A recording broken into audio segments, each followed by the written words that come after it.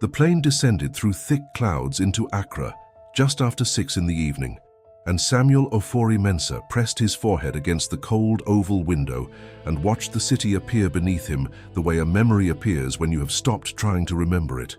Suddenly, completely, with a detail and a weight that surprised you even though you had been carrying it the whole time. If this story is already reaching something inside you, take a moment right now to subscribe to this channel and drop a like. We are pushing hard toward 5,000 subscribers, and every single person who joins this family makes these stories possible. Now let us go back to Samuel and to the city rising up to meet him. He was 39 years old. He had been away for 8 years, first in Germany on a construction scholarship that had become a job, then a better job, then the kind of job that sends money home reliably every month and makes a man feel that he is honoring his obligations even as the distance between him and the people he is obliging grows quietly larger with each passing season. He had a window seat because he had learned, in 8 years of periodic flights, that the window seat on the descent into Accra gave you the city in a way that prepared you for it. The sprawl of it, the density, the particular terracotta and green and rust red of a West African city seen from above, which looked from this height like something organic rather than constructed, like something that had grown from the earth rather than been built upon it. He had one carry-on bag in the overhead compartment. His checked luggage contained 8 years of careful saving, converted into the things a returning son brings: fabric for his mother, a good wristwatch for occasions, 2 pairs of shoes still in their boxes, and a set of tools he had bought in Hamburg because he intended this time to stay and to build something with his hands in the country his hands belonged to. He had handed in his notice 4 weeks ago. His employer, a construction firm in Hamburg that had valued him with the particular appreciation that competent foreign workers receive in environments where their competence is needed and their belonging is tolerated, had offered him a counter. He had declined politely and completely and had felt, walking out of that office for the last time, the specific lightness of a man who has made a decision that his body agrees with even before his mind has finished processing it. His mother's name was Veronica Ofori-Mensah. She was 71 years old. She had raised Samuel and his older brother Dominic in a house in the Adabraka neighborhood of Accra that had belonged to her own parents and that had passed to her when they died. A solid, modest structure with a compound that smelled of the night-blooming jasmine she had planted along the rear wall in 1989, and that had been flowering every evening since, with a faithfulness that Veronica had always taken as a private reassurance from God. She was a woman of property, in the way that certain women of her generation were women of property, not wealthy, not extravagant, but the careful custodian of several things that mattered. The house in Adabraka, a rental property in La Paz that had been generating steady income since 2004.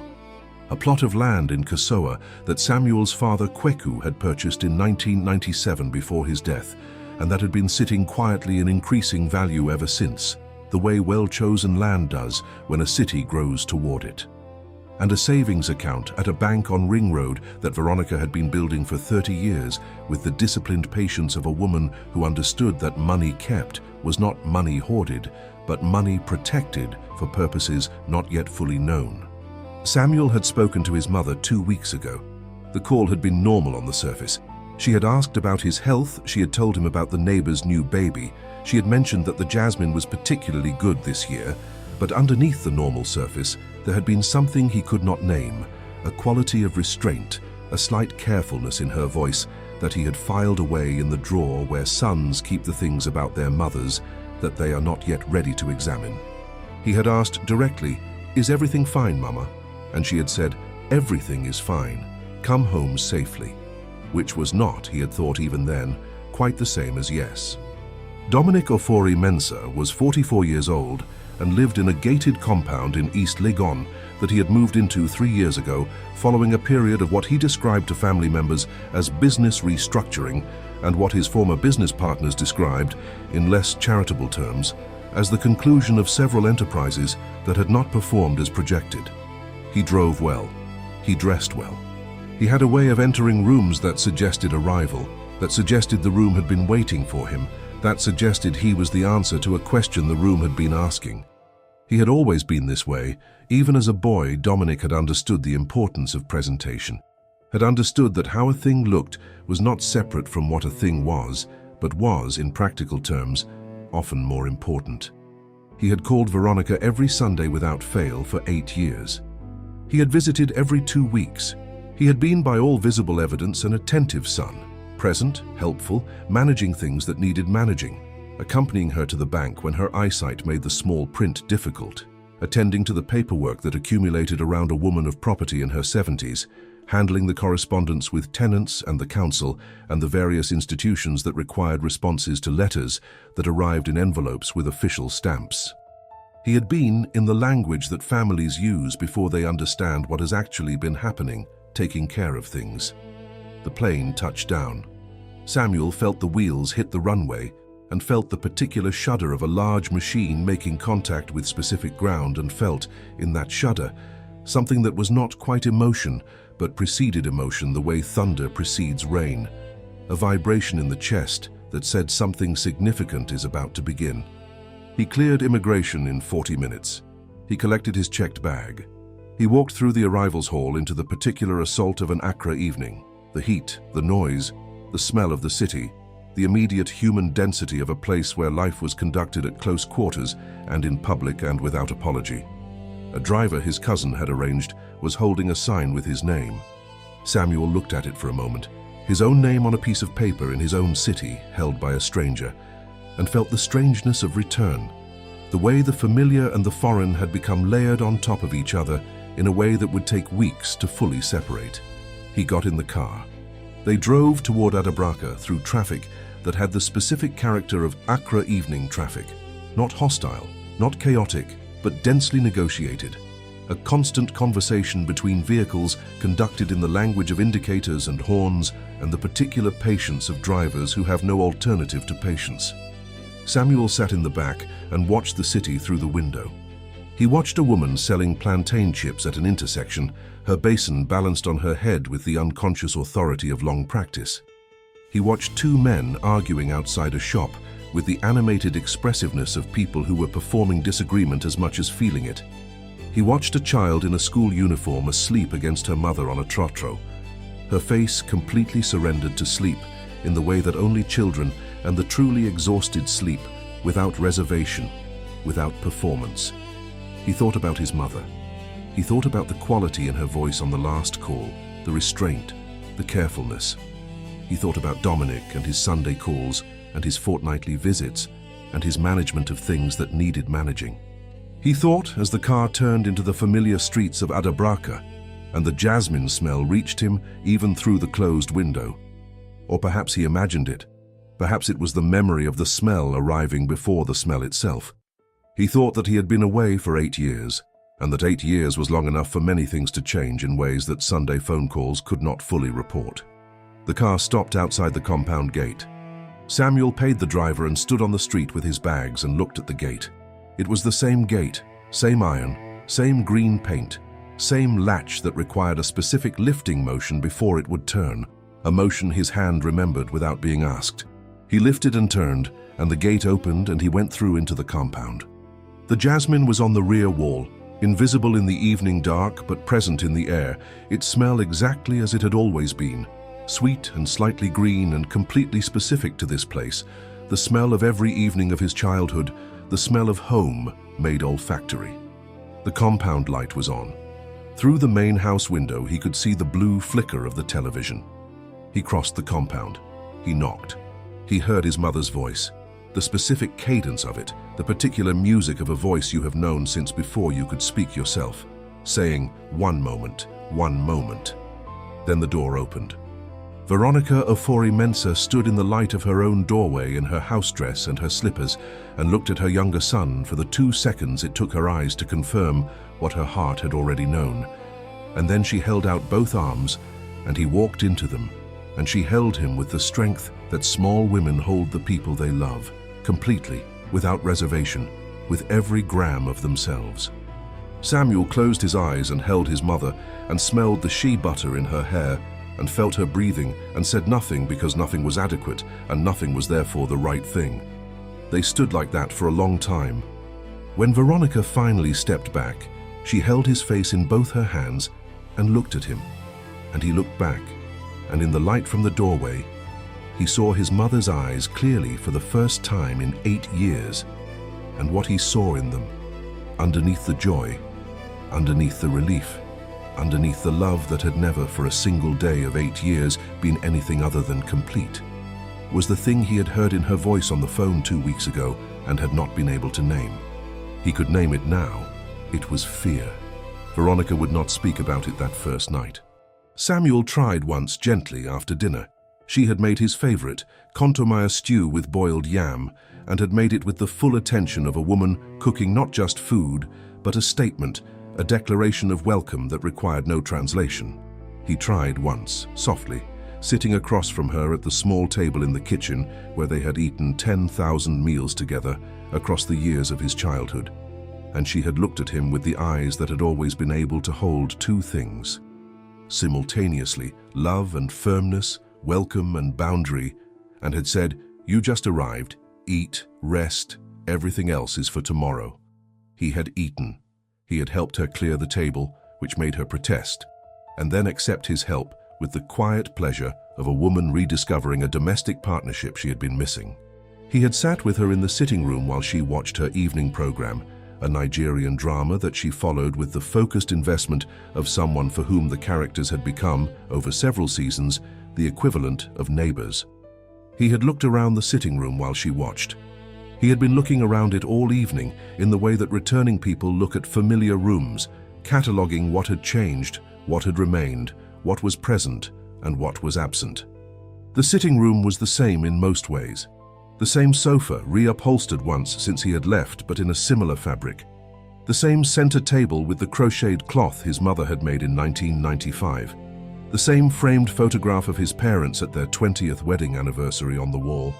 His father, Kweku, in a kente cloth, his mother in matching fabric, both of them looking at the camera with the expression of people who have built something together and know it.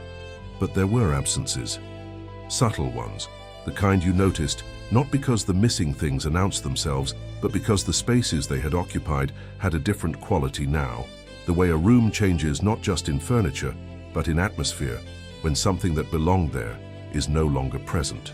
The cabinet in the corner where his mother had kept her good china, the pieces she had collected over 30 years, one or two at a time, from the market and from gifts, and from the particular careful accumulation of a woman who loved beautiful things and could not always afford them and had therefore made a practice of acquiring them slowly. The cabinet was there, but its contents were different. Fewer pieces, different arrangement. He noticed it and did not say anything. He noticed too that the small side table where his mother had always kept the document wallet, a fat brown envelope that contained the papers for the house, the rental property, the Kasoa land, the bank documents, all the papers of a life conducted carefully. The table was there, but the document wallet was not. He noticed it and filed it and did not say anything. He said goodnight to his mother at 9:30 and went to his old room, which she had prepared with clean sheets and a towel folded on the end of the bed and a cup of water on the nightstand. And he lay on the bed and looked at the ceiling and thought about what he had seen and what he had not yet heard, and felt the particular alertness of a man whose instincts are telling him something his information has not yet confirmed. He slept eventually, not deeply. In the morning, Veronica was up before him. He found her in the kitchen at 6, the kerosene stove lit, tea already made, her Bible open on the table beside her cup, in the way she always kept it in the mornings. Open, present, available, the way you keep something you are in constant conversation with. She looked up when he came in. She looked at his face, and he looked at hers, and they both understood, without either of them saying it, that today was the day for the thing that yesterday had not been the day for. He sat. She poured his tea. She sat back down across from him and closed her Bible and folded her hands on top of it and looked at him with the direct, clear gaze of a woman who has been preparing what she's about to say for longer than this morning. "I need to tell you something," she said. "Yes, Mama," he said. "I need you to hear it completely before you say anything." "Yes, Mama," she told him. She told him in the way that people tell things they have been holding alone for too long, in a long, careful, slightly breathless stream, as though if she stopped, she might not start again, as though the telling required a momentum that pausing would destroy. She told him about Dominic's visits over the past 3 years, the warmth of them, the attentiveness, the management of papers. She told him about the first document Dominic had brought, for the La Paz rental property, he had said, a requirement from the new district office for updated owner registration, he had said, just a formality, he had said. She told him about the second document for the Casoa land, something about a government infrastructure assessment that required landowners to confirm their holdings through a registered agent, he had said, just administrative, he had said. She told him about the third set of documents 4 months ago for the bank account, a new banking regulation about dormant account prevention, Dominic had said. The bank required it, Dominic had said. I have dealt with them already and this is the last form, Dominic had said. She told him that she had signed what Dominic had put in front of her because Dominic was her son, and she had known him for 44 years, and because the language in the documents was small and official, and because he had always sat beside her and pointed to the line and held the pen toward her with the patience and the warmth of an attentive child, and she had trusted him because he was her son, and that was what mothers did with their sons. Samuel sat across from his mother and listened. He kept his face still with the effort of a man doing something that requires effort. He kept his hands flat on the table. He kept his breathing even. He listened until she finished, and then he said, very quietly, "When did you last receive rent from the La Paz property, Mama?" Veronica looked at her hands. 8 months ago, she said. The tenant said there was a new landlord. And the Casoa land. I received a letter, she said, 6 months ago, from a construction company. It said the land had been acquired for development and that all previous ownership claims were superseded by the registered transfer. She pressed her lips together. I did not understand the letter. I called Dominic. He said it was an administrative error and that he was handling it. And the bank account? The kitchen was very quiet. The kerosene stove ticked. Outside the compound, the street was waking. A radio somewhere, a child's voice, the sound of a broom on a compound floor. Veronica looked at her son. In her eyes was the thing he had seen in the doorway last night and had named as fear. And now, in the full morning light, he could see it more clearly and could see that it was not only fear. It was the fear that lives inside a specific shame. The shame of a woman who has been deceived by her own child and who cannot fully separate the deception from the love, cannot cleanly extract the betrayal from the relationship that made the betrayal possible, and who has been sitting alone with this inseparable thing for months without anyone to help her hold it. I went to the bank 2 months ago, she said, to withdraw money for the church building fund. I am on the committee and we had agreed on a contribution. She paused. The account officer called her supervisor. The supervisor called her manager. They sat me in a small room and gave me water and looked at me with the expression that people use when they are about to say something that they are not looking forward to saying. She looked at her Bible. The account had a 0 balance, she said. The last withdrawal was 11 months ago, a full withdrawal, authorized by a power of attorney in Dominic's name. The word 0 sat in the kitchen between them, like a stone dropped into still water, and the ripples of it moved outward through everything, through the absent china cabinet pieces, through the missing document wallet, through the letter from the construction company, through 8 months of absent rent, through 3 years of warm Sunday visits and pointed pens and patient explanations of small print documents that a 71-year-old woman with aging eyes had signed because her son had asked her to, and because love, which is the oldest and most necessary of human conditions, is also, in the hands of the wrong person, the most efficient of instruments. Are you watching this from Accra, London, Toronto, Johannesburg, or somewhere else in this world? Drop your location in the comments right now and hit that like button. Your support is what keeps these stories reaching the people who need them. Samuel looked at his mother across the kitchen table. He looked at her for a long moment with the full, undefended attention of a son receiving the weight of what his absence had allowed. And he felt it, all of it, the guilt and the grief and the anger and the love, felt it without flinching away from any of it, because it was his to feel and he intended to feel it completely before he decided what to do with it. Then he reached across the table and took his mother's hands in both of his. Her hands were small and warm and familiar and slightly trembling. He held them until they stopped trembling. He looked at her. "Mama," he said, I need you to show me everything.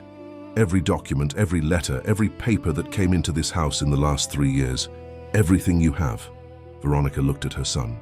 She looked at him the way she had looked at him when he was small and had come to her with a problem he could not solve, and she had been deciding how much of the solution to give him and how much to let him find himself. But this time, it was different. This time, she was the one who needed the solution. She nodded. She stood slowly from the table. She went to the bedroom. He heard the wardrobe. He heard drawers. She returned with a cardboard box, medium-sized, the kind that fruit comes in from the market, repurposed into a document storage the way people repurpose things when they do not have the official version. And she set it on the table in front of him and sat back down and folded her hands and looked at him with the eyes of a woman who has been waiting for someone trustworthy to arrive and who has, this morning, finally stopped waiting. The cardboard box contained 41 documents. Samuel counted them as he laid them out across the kitchen table one by one in the methodical way he had learned in 8 years of construction project management. When you are trying to understand the full scope of a problem, you first establish what you are working with, completely and without skipping, before you begin to assess any individual piece. The table was not large enough for all 41, so some went on the counter, and some went on the chair beside him, and one, the bank letter, the one with the zero balance and the power of attorney reference, he set apart from the others, slightly to his left, the way you set apart the document that tells you what all the other documents mean. Veronica sat across from him and drank her tea and watched him read with the patient stillness of a woman who has already lived through the contents of these papers and is now watching someone else read them for the first time and is bracing with the quiet fortitude of long practice for the reactions. He read for 2 hours.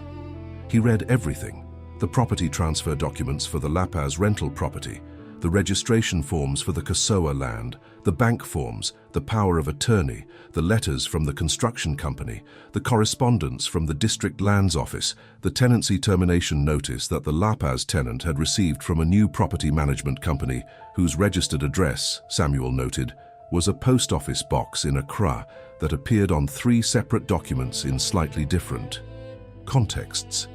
He read with the focused, building comprehension of a man whose professional life had trained him to read contracts and specifications and project documents with an eye not just for what they said, but for what they were designed to accomplish, which was sometimes a different thing.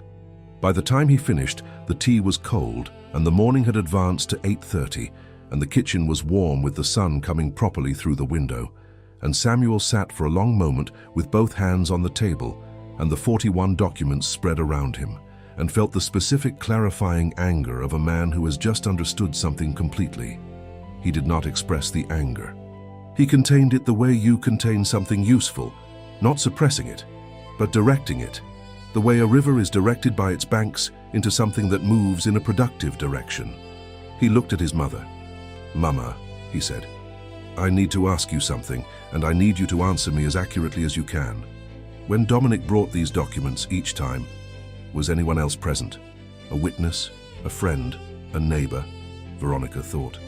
The first time Grace from next door was in the compound, but she was outside. She did not come in. And the other times? Only Dominic, and once a young man he brought with him.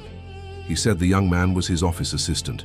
The young man did not speak much. He witnessed 2 of the forms. Do you remember his name? Dominic called him Bright. Samuel noted it. He looked at the power of attorney document. It had been witnessed by 2 signatures. One was Dominic's, which was irregular since a principal could not witness their own power of attorney, and one was a signature he could not read, beside a printed name that said, B. Asante. This power of attorney, Samuel said. Did a notary stamp it? Did anyone come to the house with an official stamp? Veronica looked at the document from across the table. There was a stamp, she said. Dominic said the office had already stamped it. He said it had been processed. Samuel looked at the stamp on the document. It was a round stamp, blue ink, with a name and a registration number. He took a photograph of it with his phone. He took photographs of every document, working systematically from left to right across the table and counter and chair. The phone camera clicking in the quiet kitchen, his mother watching him with the expression of someone watching a rescue operation that they understand is serious and are therefore being careful not to interrupt. When he finished, he stacked the documents back into the cardboard box in the order he had found them, which was not organized, but was the order his mother had been keeping them in and which he did not want to disturb. He put the box on the counter. He sat back down. He looked at Veronica. "I am going to find a lawyer today," he said. "Someone who can look at these documents and tell me what was done legally and what was not, and what can be reversed and what cannot." Veronica was quiet for a moment. Then she said, "Your father had a lawyer, Mr. Boateng. He is old now. He may have retired. Do you have his number?" "In the address book." She went to the sitting room. She came back with a small, worn address book, the kind with alphabetical tabs, its cover soft with years of handling. She found the page and showed him. The name said Edmund Boateng, lawyer, Ring Road Central, and a phone number written in 2 different inks, which meant the number had been updated at least once, which was a good sign because it meant it had been maintained. Samuel called the number. It rang 4 times and was answered by a woman who identified herself as the office secretary and who said, when Samuel gave his name and his father's name and the nature of his inquiry, that Mr. Boateng was semi-retired but came in on Tuesdays and Thursdays, and that today was Tuesday, and that if Samuel could come at 11, she would make sure he was seen. Samuel said he would be there at 11 and thanked her, and hung up. It was 9:15. He had 1 hour and 45 minutes.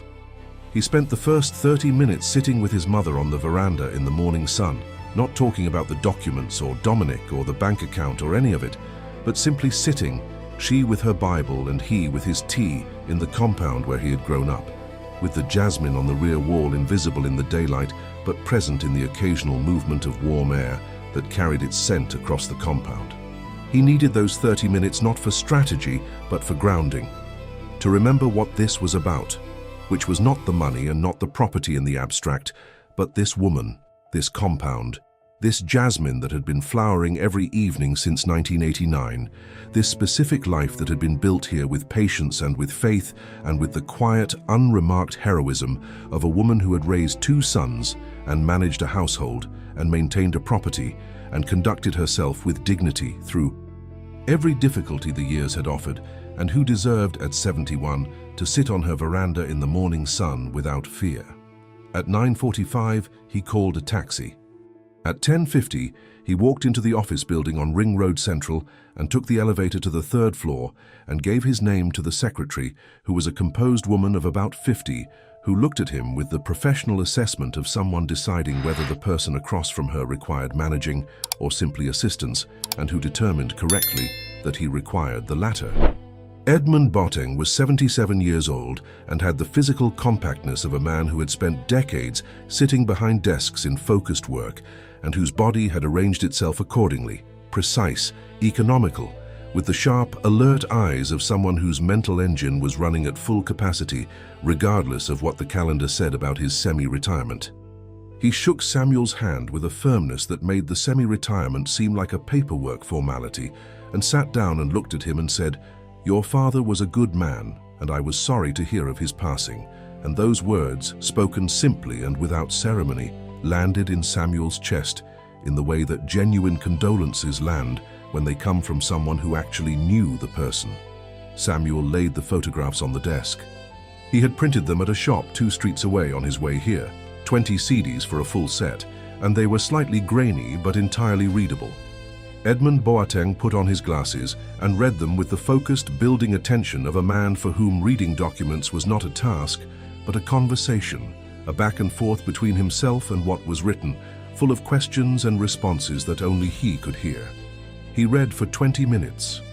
Samuel sat across from him and waited and looked at the framed certificates on the wall and the photograph of a younger Edmund Boateng with a group of law students outside what appeared to be the University of Ghana's Faculty of Law. All of them squinting into the sun with the expressions of people at the beginning of something they did not yet fully understand. When Edmund finished, he removed his glasses and set them on the desk and pressed 2 fingers against his lips and looked at the photographs for a moment longer without reading them.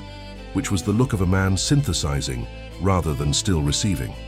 Then he looked at Samuel. "Your brother is either very bold or very foolish," he said. "Or both," Samuel said. "In my experience," Edmund said, "they are usually both. The boldness makes the plan. The foolishness leaves the traces." He tapped one of the photographs. "This power of attorney is defective. The witnessing is irregular. A beneficiary cannot witness an instrument from which they derive benefit. And the stamp, I recognize this stamp. This notary had his license suspended 14 months ago for exactly this kind of irregular practice." He tapped another photograph. "The Lapas transfer was registered, but the registration was based on this defective power of attorney, which means the registration itself is challengeable. The Casoa land transfer similarly." He sat back. "The bank account is the most serious. A full withdrawal under a defective power of attorney is not simply a civil matter. It has criminal dimensions." The word criminal sat between them in the office on Ring Road Central, and Samuel looked at it and thought about Dominic, about his brother, his actual brother, the one who had taught him things and called him on his birthday across 8 years of distance, and who had also, in the same span of those 8 years, been quietly and systematically dismantling their mother's life. He thought about what Edmund had just said. Criminal dimensions. He thought about his mother on the veranda with her Bible and the jasmine on the rear wall. He thought about what justice required and what love permitted, and whether those two things could, in this situation, be made to occupy the same space. He did not yet know the answer, but he knew who he needed to talk to next. And that conversation, he understood with the clarity of a man who has been avoiding something and has finally stopped, could not be conducted through a lawyer. It had to be conducted face to face, in the language that brothers speak when the performances are finished and only the truth is left. Dominic Ofori-Mensah's house in East Legon sat behind a high perimeter wall, painted the particular shade of cream that suggested someone had spent time choosing it, with an electronic gate that had a camera mounted above it, and an intercom panel that had been installed with the attention to detail of a man who understood that the entrance to a place communicated something about the person inside it before the person inside it had said a word. Samuel stood outside the gate at 2:15 in the afternoon and pressed the intercom button and waited. The camera above the gate was the kind with a small red light that blinked when it was active, and the red light was blinking, which meant someone inside was looking at him on a screen before deciding whether to open the gate, which told Samuel that his arrival was not entirely unexpected, which told him that Dominic had been informed, which told him that the network of information that had allowed his brother to operate for 3 years without interruption was still functioning, which meant he needed to be careful about what he said and how he said it and in what order. The gate opened. He went through. The compound was well maintained in the way of compounds that are maintained by paid people rather than by the people who live in them. Neat but impersonal, like a hotel garden rather than a home garden, with clipped grass and arranged plants that were healthy but had no particular story behind them. A young man in a dark uniform met him at the compound entrance and led him to the veranda without speaking. Dominic was already on the veranda. He was dressed in a white kaftan that was expensive in the way of things that communicate expense without announcing it, and he had a glass of water on the table beside him and his phone face down in a gesture that was designed to communicate that his full attention was available, which was the gesture of a man who had had time to prepare. He stood when Samuel reached the top of the veranda steps. He opened his arms. "Brother," he said warmly, completely, with the gap-toothed smile that their mother said came from their father's side of the family, and that Dominic had always deployed with the precision of a man who understood its effect. Samuel stopped at the top of the steps. He looked at his brother. He did not walk into the open arms. He stood and looked at Dominic for a long moment with an expression that was not hostile and was not warm and was not performing either condition. It was simply direct, which was, in the context of what Dominic had been doing for 3 years, the most difficult expression to receive. Dominic's arms came down. His smile adjusted, not disappearing, but reconfiguring into something more careful, more watchful. "Sit," Samuel said. Dominic sat. Samuel sat across from him. The afternoon was warm, and the East Legon neighborhood was quiet in the specific way of affluent neighborhoods in the afternoon. No street noise, no vendors, just the occasional distant car and the sound of a generator from somewhere behind the wall. Samuel put his phone on the table between them, face up. On the screen was one of the photographs he had printed that morning, the power of attorney document, clearly readable. Dominic looked at it. He looked at it for perhaps 3 seconds. Then he looked at Samuel, and something moved through his face that was quick and controlled and almost invisible, but not completely invisible, because Samuel had been looking at his brother's face for 39 years and knew it well enough to catch what it tried to hide. "You went to a lawyer," Dominic said. "I went to Edmund Boateng," Samuel said. "This morning." "Papa's lawyer?" "Yes." A pause. Dominic picked up his glass of water and drank and set it down and looked at the garden below the veranda with the expression of a man buying time with a gesture, which was something Samuel had always been able to identify in people, and which he identified now without comment, allowing his brother the time, because there was no advantage to rushing this conversation, and because the truth, when it came, would come more completely if it was not pressured out, but arrived at its own pace.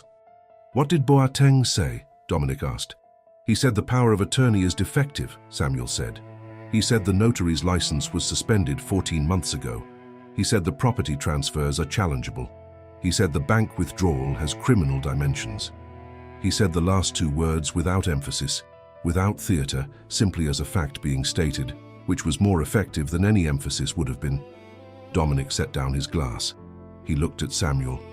The performance of warmth was gone now, not replaced by hostility or by the defiance of a man who intends to defend himself, but by something quieter and more complicated, something that Samuel could not fully read yet, but that had the quality of a thing that had been tightly held for a long time and was becoming, under the pressure of this afternoon, less tightly held.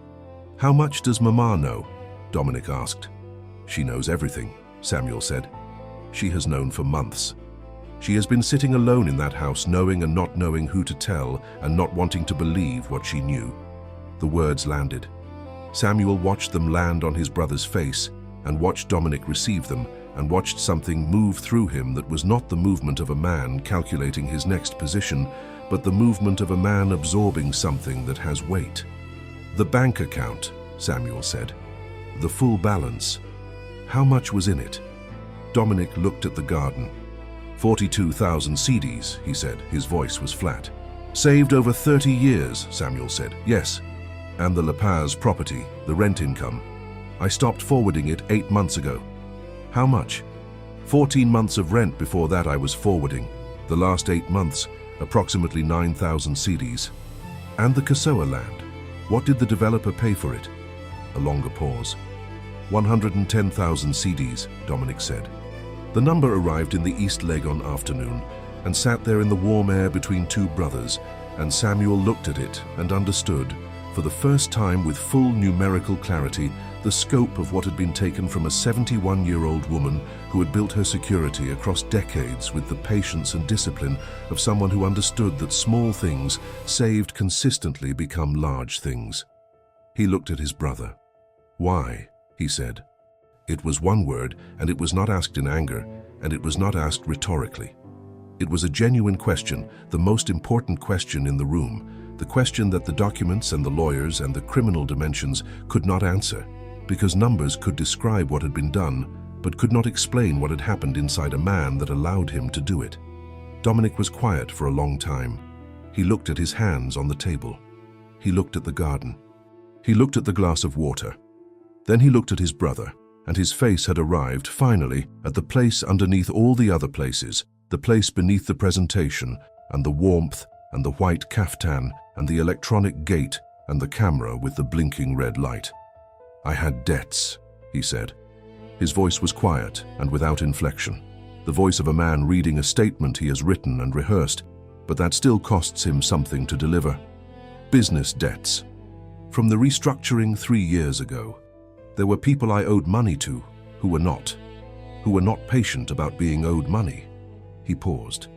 "I needed a solution quickly, and the solution was there, and I told myself it was temporary. I told myself I would replace it. The Kasoa land. I told myself the value would be replaced by the business recovering, and I would transfer everything back before Mama needed it. before anyone noticed. And the business did not recover, Samuel said. No, Dominic said. It did not. The afternoon was very quiet. Somewhere behind the wall, a bird was making a repetitive, unhurried sound. The same 4 notes in the same order, over and over, with the patience of a creature that has no concept of the situation it was providing a soundtrack for. Samuel looked at his brother. He looked at the man across from him. 44 years old, the elder son, the one who had always been the more confident one, the more present one, the one whose smile came from their father's side of the family, and who had used that smile for 3 years as an instrument of extraction against their mother. And he saw, beneath all of that, the thing that was true about Dominic, the same way it was true about most people who did harmful things. He was frightened.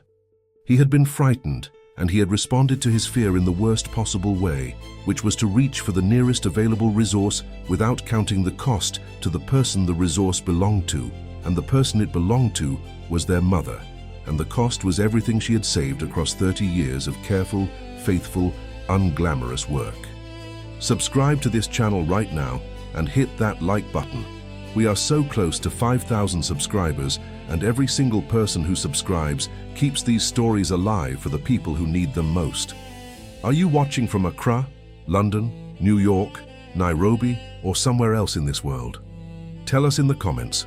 Your location is your presence, and your presence matters here. Samuel leaned forward in his chair.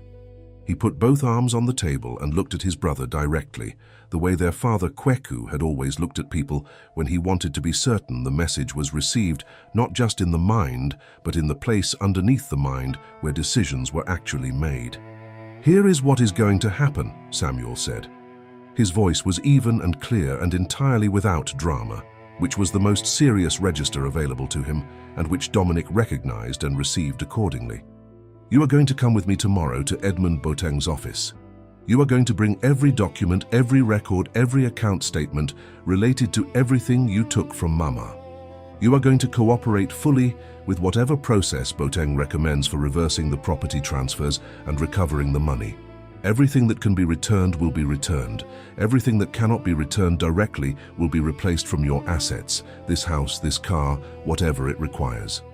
Dominic looked at his brother. And if I don't? Samuel looked at him steadily.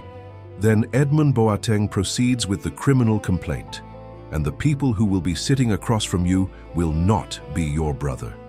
They will be people who do not know Mama's Jasmine or Papa's laugh or the name of the street we grew up on, and they will not be moved by any of those things, and you will not be able to use them. The veranda was very quiet. The bird behind the wall continued its 4 notes. Dominic looked at his hands for a long time. Then he looked at his brother. And in his face, in the specific arrangement of the features of a man arriving at the end of the road his choices had built, Samuel saw something he had not expected to see, and which complicated everything in the way that true things always complicated simple narratives. He saw grief, not for the money, or the exposure, or the legal consequence. Grief for their mother. Real grief. The kind that does not perform itself. The kind that arrives when a person finally stops negotiating with what they have done and stands in the full presence of its cost. She knows everything, Dominic said again. Not as a question this time. As a weight he was picking up. Yes, Samuel said. She knows everything, and she is sitting in that house right now, and she is still your mother, and she is still praying for you, Dominic. That has not changed. But it will not protect you from what you have done. Only you can address what you have done. Dominic pressed both hands over his face. He sat like that for a long moment. Then he brought his hands down. His eyes were wet. He did not wipe them. What time tomorrow? He said. 9 o'clock, Samuel said. Do not be late. Edmund Boateng's office at 9 o'clock the following morning had the quality of a room that understood the weight of what it was about to contain and had arranged itself accordingly. The morning light coming through the single window at a clean, direct angle, the desk cleared to working order, 2 chairs placed across from Edmund's chair, with the deliberate symmetry of a man who had set this room for difficult conversations many times and knew that physical order communicated to people in difficult situations that the situation could be ordered too. Samuel arrived at 8:45. He sat in the reception and drank the tea the secretary brought him, and looked at the framed certificates on the wall and thought about his mother, who had been awake when he left the compound that morning, sitting in her kitchen at 6:30 with her Bible and her tea, as she always was, as she had always been, the fixed point around which the rest of the household had always organized itself. He had told her the previous evening what had happened at Dominic's house. He had told her carefully and completely, the way he had told her things his whole life, without softening that became dishonesty, but without hardness that became cruelty. The narrow path between those two things that his father had taught him by example rather than instruction. She had listened. She had been quiet for a long time when he finished. Then she had said, in the voice she used for things she had already prayed through and arrived at the other side of, "Tell him to come." Just that. Tell him to come. Not forgiveness as erasure, not tolerance as weakness, but the specific, costly, entirely voluntary extension of the door remaining open to a child who had done the worst thing a child could do to a parent and who was, still, her child. Samuel had delivered the message. He had called Dominic from the veranda after Veronica had gone to bed and told him that their mother knew he was coming tomorrow and that she had said to tell him to come. There had been a silence on the line that was longer than any silence Samuel had heard from his brother in his adult life. The silence of a man receiving something he had not believed he deserved and not knowing what to do with the receiving of it. Then Dominic had said, very quietly, "I will be there." Dominic arrived at Boateng's office at 8:58. He was not in his white caftan. He was in plain dark trousers and a simple shirt, the clothes of a man who had decided in whatever the previous night had been for him that this morning required a different presentation than the one he had been offering the world for 3 years.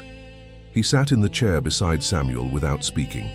He put a leather folder on the desk.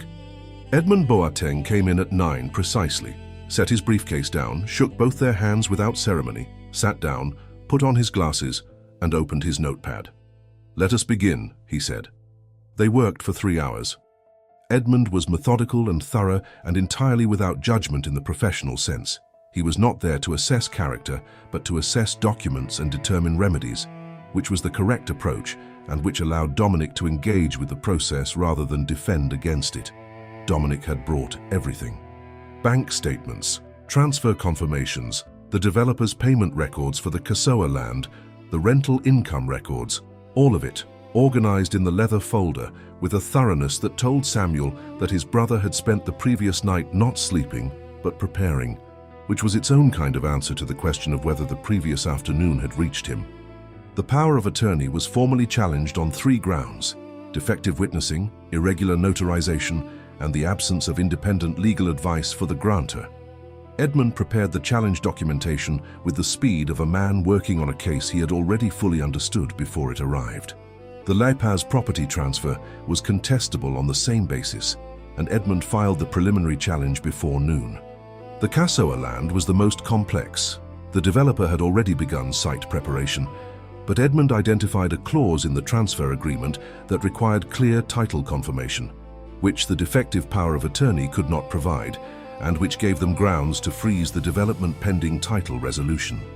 He picked up the phone and made 2 calls in quick succession, one to the Lands Commission duty officer, one to the developer's legal representative, and spoke in the precise, unhurried voice of a man who had been in this profession for 47 years and whose professional weight was felt on the other end of both calls.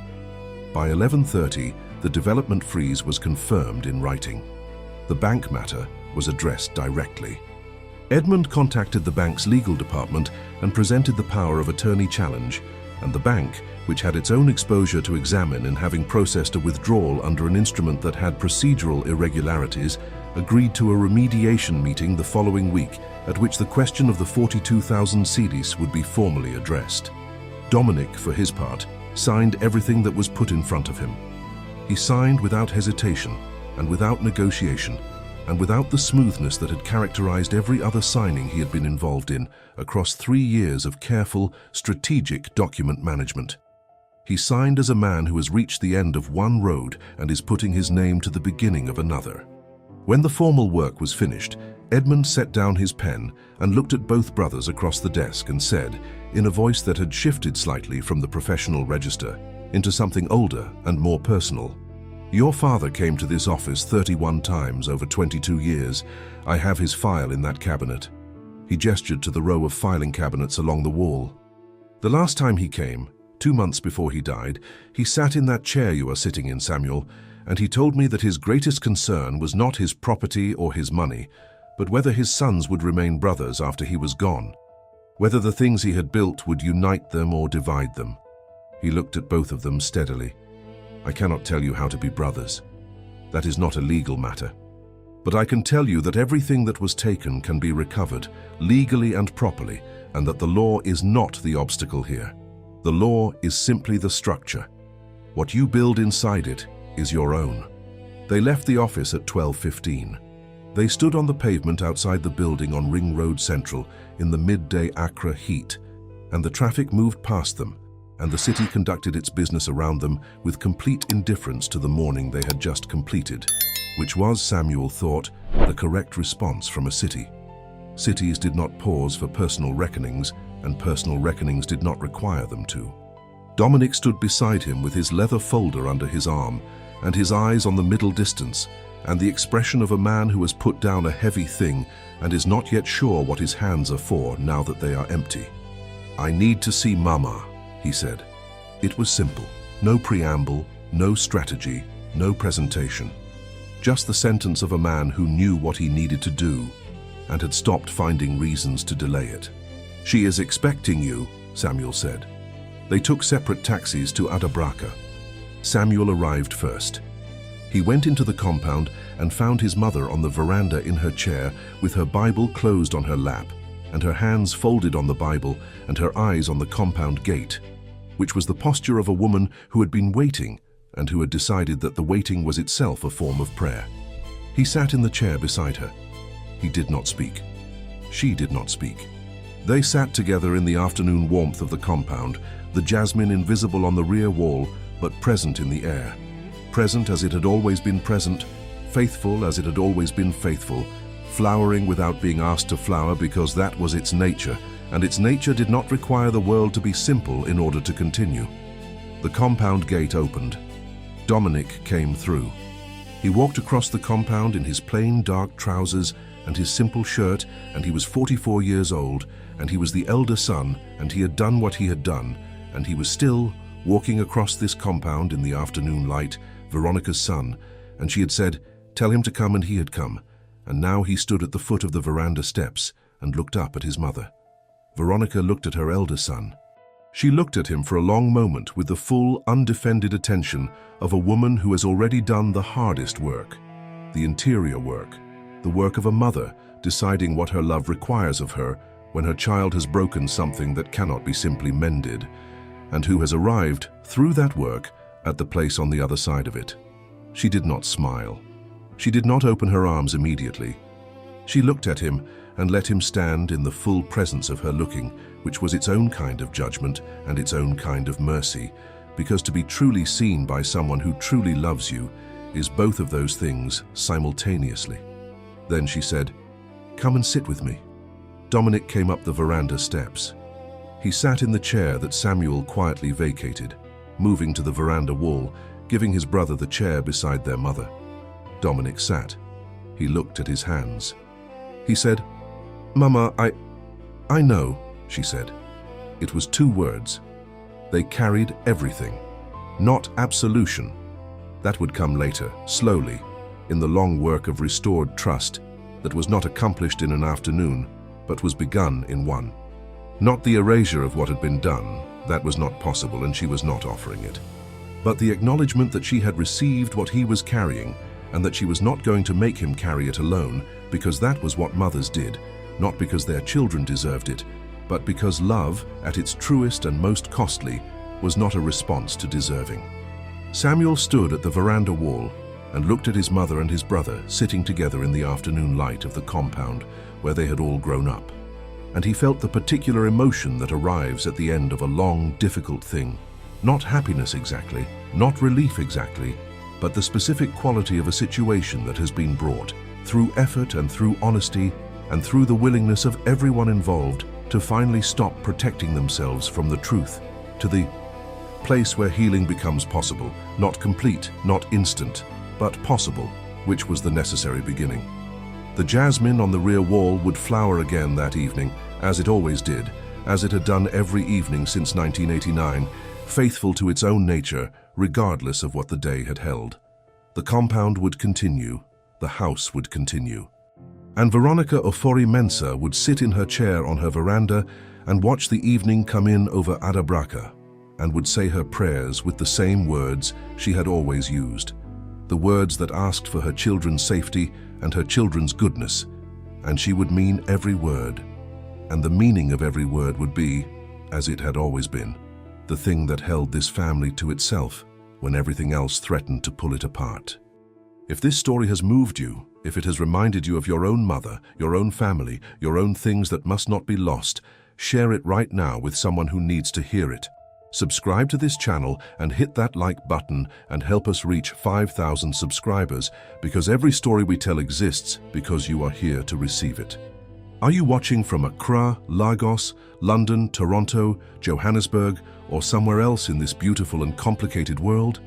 Drop your country in the comments below, because as the elders have always said, the child who returns is twice the child who never left, and the mother who waits is twice the mother who was never tested, and the family that survives its own worst moment is the only kind of family worth having.